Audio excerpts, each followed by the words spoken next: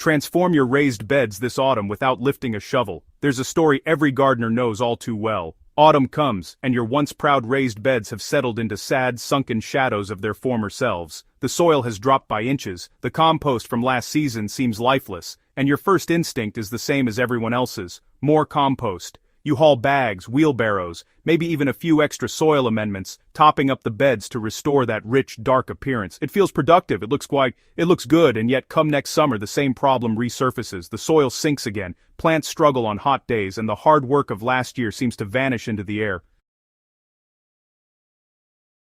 Before we dive into the secret that can transform your raised beds, I want you to do something simple. Hit that like button, share this video with a fellow gardener, leave a comment with your current raised bed challenges, and of course, subscribe to Nature's Flora so you never miss a tip that truly makes your garden thrive. Now let's dig into a method that will change the way you garden forever.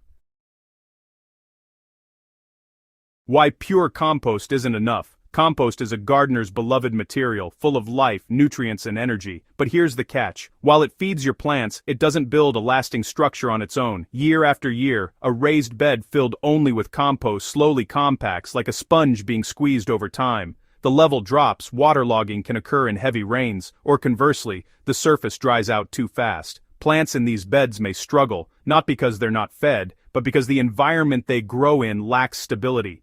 Roots need a balanced medium of air and moisture, something light enough to explore but structured enough to remain resilient. Pure compost is nutrient-rich, yes, but it is essentially the feast without the frame. The missing ingredient in most raised beds is structure, a skeleton to hold the soil together.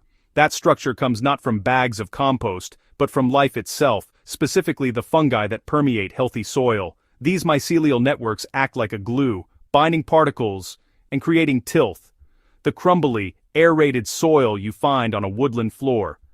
Tilth is the soil that invites roots to grow, water to move freely, and nutrients to cycle efficiently. Without this structure, your raised beds remain fragile and short-lived. Feeding the builders carbon and compost. Fungi really thrive on carbon, and carbon-rich materials are the key to building resilient soil. Things like cardboard, shredded leaves, and wood chips provide the slow-release energy that fungal networks need to grow, spread, and create structure.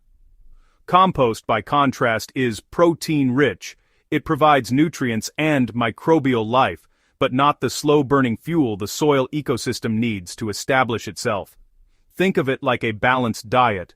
Protein nourishes, but carbohydrates fuel growth. By combining carbon-rich layers with thin layers of compost, you give nature's underground workers both the food and energy required to construct lasting soil architecture. This isn't just about structure. The fungi act as couriers, reaching beyond the root zone to forage for water and nutrients, and delivering them to plants in exchange for sugars. By fostering this underground network, you're actually outsourcing much of the work that gardeners normally do manually. The soil manages itself, naturally cycling nutrients, retaining moisture and resisting compaction. The fall shortcut method. The method I use and recommend is simple, low effort, and can even use materials you already have at home.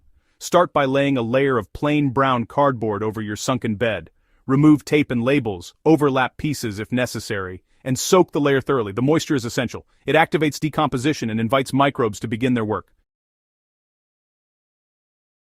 Next, add a thin layer of compost, no more than an inch or two. This acts as an inoculum, introducing the microbial life that will colonize the cardboard and surrounding soil. Finally, cover everything with a generous layer of mulch, shredded leaves, straw, wood chips, or even spoiled hay. This top layer protects the cardboard, keeps moisture in, suppresses weeds, and adds another slow-release source of carbon. That's it. No digging, no heavy lifting, just layering and watering.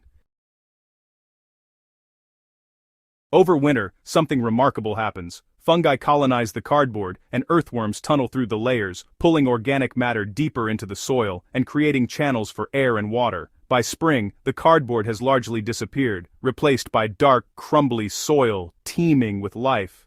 You'll find earthworms, mycelial threads, and soil that's ready for planting without a single spadeful of digging. So, let's talk about some common concerns and solutions. Gardeners, often worry about things like termites or nitrogen tie-up. But here's the thing, termites are mostly interested in dry, solid wood, and they rarely touch moist cardboard or mulch in a raised bed. And when it comes to nitrogen depletion, that's really only a risk if you dig fresh wood chips directly into the root zone. With our layering method, the compost on top provides enough nitrogen for the microbes, and the whole decomposition process just moves along gradually, so there's no real competition with your plant roots. If you want to supercharge your soil's microbial activity, you can use some pretty simple homemade fertilizers. Rice water, which you get from rinsing uncooked rice, is packed with starch and vitamins that microbes love. And compost tea, just steeping finished compost in water, adds a diverse mix of bacteria and fungi. Pour these over your bed after mulching, and honestly, you'll give your soil life a powerful boost. The long-term payoff here is, well, pretty profound. Beds built this way barely sink, they hold on to water much better, and they cycle nutrients all on their own. You've stopped treating your soil like an empty container that needs constant refilling, and you've started working with a living partner, right in your garden. Spring planting becomes a real joy. Soft, friable soil welcomes your seedlings with almost no effort, and that mulch just keeps on protecting and nourishing all season long. By taking this approach, you're creating a raised bed that gets better year after year, freeing yourself from endless toil while building a resilient, thriving ecosystem underground. So, this autumn, just set aside the shovel, gather up your cardboard and mulch, and let biology do the heavy lifting for you. Your plants, your soil, and your future self will all thank you. And hey, if you found this guide helpful, don't forget to like, share, comment, and subscribe to Nature's Flora. Share this method with a fellow gardener and help spread the magic of living soil.